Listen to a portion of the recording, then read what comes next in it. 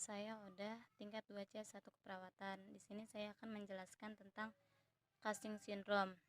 Nah, definisinya adalah sekumpulan gejala karena adanya hiperkortisol. Jadi, yang perlu kita tahu, kortisol ini adalah hormon yang dikeluarkan oleh korteks adrenal. Nah, jadi tujuan korteksnya ada 3. Ada glomerulus, ada fasciculata, ada reticularis.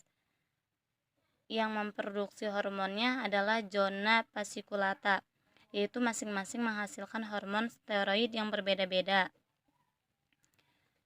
Inti dari kortisol ini adalah untuk mengendalikan metabolisme tubuh.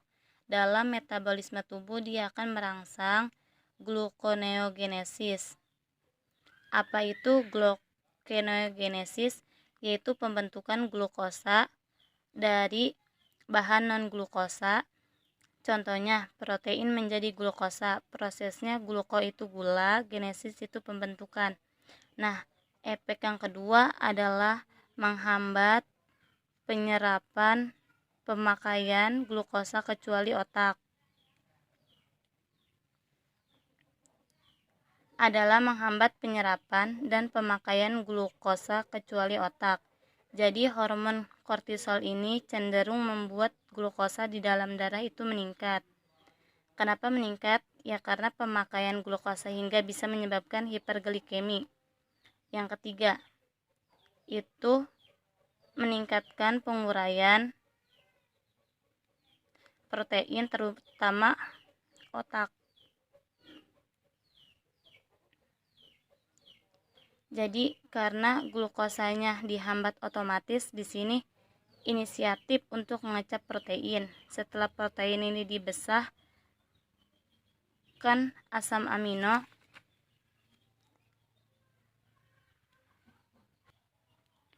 penyusun asam amino ini nanti yang mengeluarkan untuk glucogenes atau asam amino ini untuk perbaikan garium. Asam amino ini terbagi menjadi 2, ada glucogenesis, ada perbaikan jaringan. Nah, yang ketiga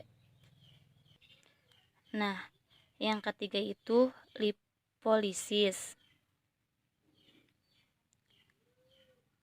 Lipolisis itu sama cadangannya, lemaknya dibongkar.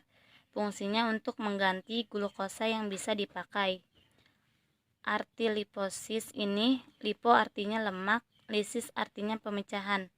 Lipid yang ada di jaringan adiposa pecah menjadi asam lemak. Asam lemak ini bahan bakar metabolik alternatif. Ini nanti digunakan sebagai bahan bakar metabolik alternatif selain glukosa. Karena glukosanya tadi dihambat, maka bahan energi lain digunakan oleh sel protein dan lemak.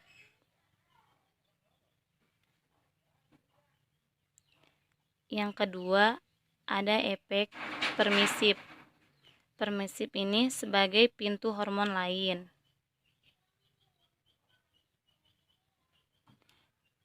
Contohnya, kortisol harus ada dalam jumlah memadai agar katekolamin dapat menimbulkan vasokonstriksi. Agar katekolamin ini bisa bekerja sel jantung, biasanya sel pembuluh darah, dia butuh kortisol supaya katekolamin bisa bekerja.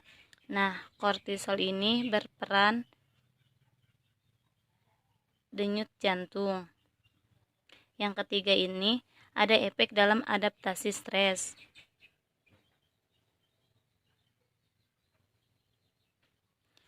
Nah, fungsi stres ini fungsinya buat apa sih? Fungsi stres itu sebenarnya keadaan fisiologis manusia yang mana dia mempertahankan kehidupan manusia.